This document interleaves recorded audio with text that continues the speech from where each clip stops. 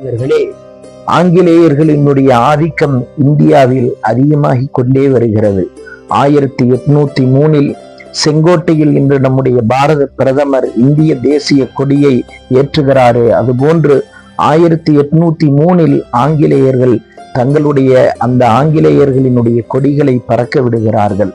இதை அறிந்த உலமாக்கள் அங்கு உள்ள பாதகமான சூழ்நிலைகளை எல்லாம் தெரிந்து கொள்கிறார்கள். மன்னர் பகதூர் ஷா கைது செய்யப்பட்டு சிறையில் அடைக்கப்பட்டார்.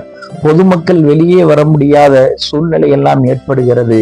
இப்பொழுது முஹத்திஸ் ஷாஹ் அப்துல் அஜீஸ் தஹ்லவி ரஹ்மத்துல்லாஹி அலைஹி அவர்கள் மிக பெரும் ஒரு ஆலிம் பெருந்தகை.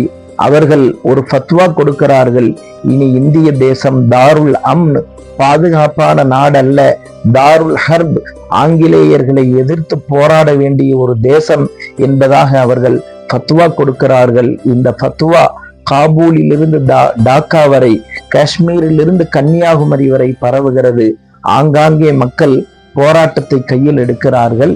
இந்த ஃபத்வா கொடுத்ததின் காரணமாக ஷா அப்துல் அஜீஸ் தஹ்லவி ரஹ்மத்துல்லாஹி அவர்கள் விஷம் கொடுத்து ஷஹீதாக்கப்பட்டார்கள்.